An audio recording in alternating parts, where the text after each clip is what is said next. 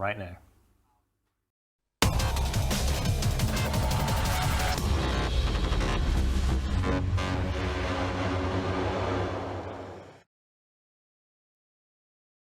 Welcome back. I am Rain, and I'm joined by Chesser, and we are going to be commenting the Villore versus Solar Fleet. So Villore looks like they brought a Shield Kitey fleet with Macario, Simi, Fleet Hurricane, Serb, two Moas, Hound, a Vigil, and a Crewer. Chesser, would you like to introduce the Solar Fleet? And Solar Fleet is having no part in that. They're bringing a double Vindicator, double Hyperion, double Deacon, double Hound, double Crewer team, and their goal is to get as close as possible and then melt your face with 2400 DPS of Vindicator love. It's going to be interesting to see if Villore has the piloting skill to pull off kiting a Solar Fleet Vindicators. My guess is probably no, but Rain, what are your thoughts? I think it all comes down to piloting skills. So if you look, definitely Solar Fleet warped in at 0, and of course Villore warped at range, obviously, with their support ships being a little further out than their others. I think you did mention earlier, though, those MOAs, I wouldn't really expect to be kiting, but you said that they were blaster fit? They are blaster fit. I assume that they're going to use the MOAs as screening ships. That being said, if a MOA gets webbed by a Vindicator, it's going to be a dead MOA. There's no way a Scimitar is going to keep it up. The Fleet Hurricane is RD fit, so maybe it can take out the Deacons if they fly poorly. That's one hope, and if they can kite the team around forever, they could maybe kill them through War of Attrition if they have the Cerberus as well. They only have one crewer, but with Solar Fleets 2, as well as the fact of the matter that the Vindicators are very, very fast, the Macarials, I think, are going to have a difficult time kiting this out. The Fleet Hurricane can have a link, but I'm not sure which one they're going to want to choose here. Skirmish link would be great, but at the end of the day, if these Macarials get caught by the Vindicators, it's over, because the Vindicators will melt them much faster than the Macarials would be able to do to the Vindies. Yeah, and I've heard a lot of people talk about Macarials, how they look really good on paper, and even in Tranquility, a lot of people will fly Macarial fleets, but in the tournament, they're actually not as great as some of these other ships, where they're either all in with damage or all in with utility. You think of the Macarial as like, what, kind of a mix in between, and it might be able to actually apply to some of these smaller ships, the Hounds, the Crewers, because they do have that Vigil target painter, but I'm not quite sure how well. I mean, obviously, if they mess up with their piloting, they're going to get caught out and then immediately destroyed. The thing about this tournament is you are in a very small sphere, 125 kilometers, and if you go outside of it, you're dead. And a battleship, even a Macarial, still has the turning speed of like 8 to 9 seconds with an MWD on. That's assuming it's double nanofit, which it probably isn't here, but the Macarial on TQ really likes dead space modules, it likes faction stuff, while in the tournament setting, unless it's a flagship, it's not allowed to have any of it, and it's going to be hurting a little bit. Macarials use a fall-off mechanic with autocannons, which gives them damage selection, which is nice, but fall off really sucks, and they are limited by range. Match is starting right now. You guys that are watching, need to keep an eye on those Macarials, because if they slow down, they're caught, they're already webbed. This is bad news. I was going to say, immediately you could see the Macarials just turn and run, and then these battleships from the Solar Fleet just immediately went in on them. Obviously, they knew what tactic they needed to pull off, and the Macarials were not able to do it quick enough. Definitely not. Bringing the Macarials and a kiting comp into this type of meta where Crewers are only 2 points, a Hound down for Solar Fleet, but I don't think that matters too much at this point, is very dangerous, because Crewers are cheap and they have long webs, and Macarials that are webbed are not going to outrun Vindicators. So now that the Vindicators are on top of the max, can they kill them in time? Actually, if you're looking, this one Vindicated by Sir Ralph is actually in low armor. And so you have these two Deacons who have to kind of work together to not only avoid the enemy fleet, but then to keep their team alive.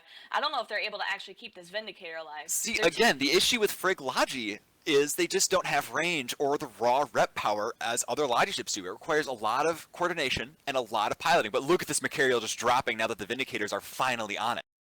Yeah, so they might trade a Vindicator for this Macarial. So hopefully, oh god, who's gonna die first? The Vindicator's super low, the Macarial's kind of getting shield reps. He's gone. There we go. Wow. That's very lucky. Not a great trade for Solar Fleet. I have to say, the Solar Fleet piloting the Vindicator, specifically MacTep, is absolutely horrendous. Leaving MWDs on and orbiting Macarials once you have them webbed. Both of the Hyperions are doing that as well. There's absolutely no excuse for that, because you're basically destroying your ability to track properly. And the fact that I see a Hyperion orbiting a battleship at 500 MS, or a Vindicator doing that, the Macarial once it's webbed, is inexcusable. They're dropping their DPS. And these Deacons aren't able to hold. The first Deacon died right after that Vindicator did, and now this second one's going down, and he's gone. So their support fleet is literally just now 2 Crewers which is great for webs, but I don't know if they'll be able to survive these MOAs, like you said, who are meant for screening. So the battleships are starting to slow down a little bit on the Solar Fleet side, but this is an absolute DPS race right now. They are struggling to kill this Macarial, and if they do not get it down, Solar Fleet is completely done here. Their entire support wing has been eviscerated by Villore. I don't know if they didn't respect the Serbs or what, but this is the problem with Frigology.